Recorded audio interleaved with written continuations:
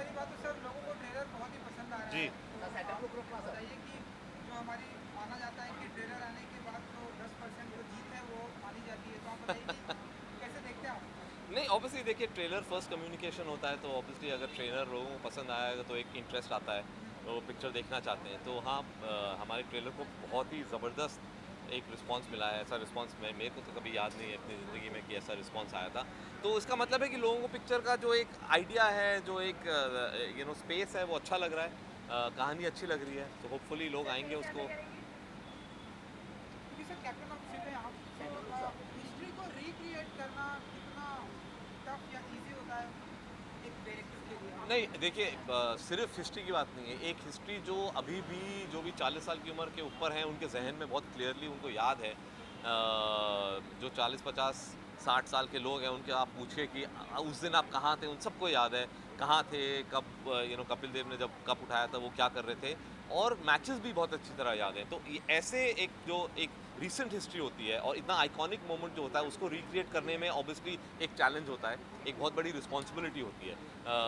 क्योंकि लोगों को एग्जैक्टली डिटेल्स मालूम है, किस किस्म के कपड़े पहनते थे, वो क्या बॉलिंग एक्शंस होते थे, बैटिंग स्टांस क्या होता था, तो वो सब रिक्रिएट करने में ऑब्वियसली बहुत ही एक अटेंशन टू डिटेल करना पड़ता है। लेकिन इस सबसे ज़्यादा जो रिस्पॉन्सिबिलिटी है, वो ये है कि जिस तरीके से पूरी हिंदुस्तान में एक खुशी आई थी 25 जून 1983 को, वही खुशी क्या हम थिएटर में रिक्रिएट कर सकते हैं या नहीं, वो हमारा एक एफर्ट है। रणवीर सिंह की अगर सर मैं बात करूँ, वो डिट्टो हमें ट्रेलर में डिट्टो कपिल देव की तरह दिखे, कितना इजी था आपके लिए? क्योंकि ये सबसे बड़ा चैलेंज माना जाता है किसी की फिल्म में किसी पर्सन को डिट्टो दिखाना। नहीं, देखिए, अभी अभी तो बिल्कुल ही रणवीर, लोग कहते हैं कि उनको तो रणवीर सिंह दिख ही नहीं रहे, सिर्फ कपिल देव दिख रहे कपिल हैं। और देव सबसे बड़ा मुझे जो कॉम्प्लीमेंट आया था, वो कीर्ति आज़ाद, जो 1983 टीम के मेंबर हैं, उन्होंने बोला कि मैंने जब ट्रेलर देखा तो मुझे कुछ हिस्सों में सिर्फ मेरा कप्तान दिखाई दे रहा था, मुझे रणवीर दिखाई ही नहीं दे रहा था। तो वो एक बहुत अच्छी चीज़ है कि लोगों को एक ऐसा, उन्होंने इस किस्म से उसको रिसीव किया। लेकिन जब हम पिक्चर शुरू कर रहे थे, मैंने रणवीर को बोला था कि ये लुक अलाइक कॉन्टेस्ट नहीं है। इतना नहीं हमें सोचना चाहिए कि आप कपिल की तरह लग रहे हैं, बिकॉज आप सबको मालूम है कि आप एक एक्टर हो जो कपिल देव को पोर्ट्रे कर रहे हो।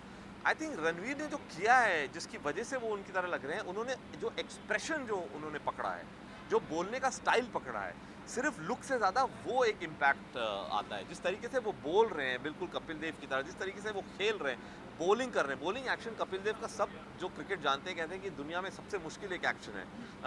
लेकिन वो रणवीर ने किया है। 5 महीने उन्होंने मेहनत करी है। हम नहीं, जुहू में ट्रेनिंग करते थे, यहाँ पास में कैंप है।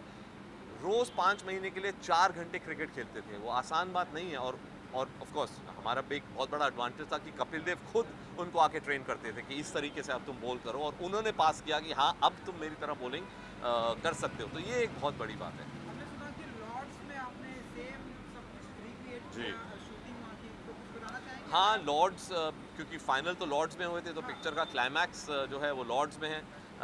लॉर्ड्स वालों ने पूरा एक हमारे लिए सारा एक परमिशन दिया।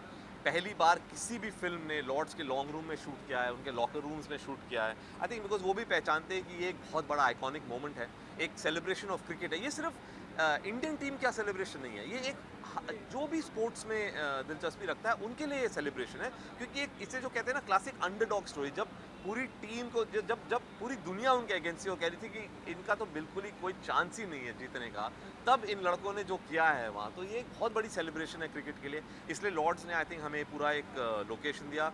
लॉर्ड्स में शूट करने का एक मतलब जो फीलिंग है, वही जो सारे एक्टर्स हैं, वो क्रिकेट खेल चुके हैं, अपनी बचपन से खेलते आए हैं, तो उनके लिए एक बहुत बड़ा एक इमोशनल मोमेंट था।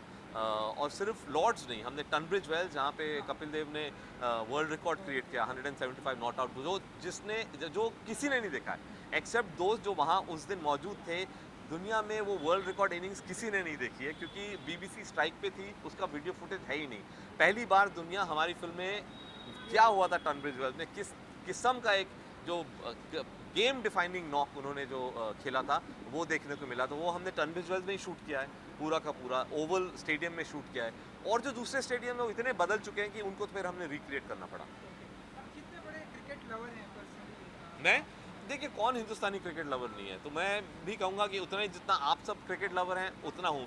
लेकिन मैं अपने आप को क्रिकेट बफ नहीं बोलूँगा, जो मतलब कि टेस्ट मैच शुरू हुआ 5 दिन बैठ के देखते हैं, वो नहीं है। एंड वही एक रीज़न है, जब मेरे पास वो आइडिया आया, मैंने कहा मैं एक्चुअली प्रॉब्ली बेस्ट पर्सन हूँ, क्योंकि मैं क्रिकेट की वजह से कभी नहीं स्वे होऊंगा। मेरे लिए इंपॉर्टेंट है कि ह्यूमन स्टोरी है या नहीं। 24 दिसंबर, अब कुछ ही दिन बाकी रह गए, कुछ कहना चाहेंगे आप ऑडियंस के लिए? फिंगर्स क्रॉस, आपको ट्रेलर अच्छा, प्लीज़ आइए और फिल्म देखिए हमारी।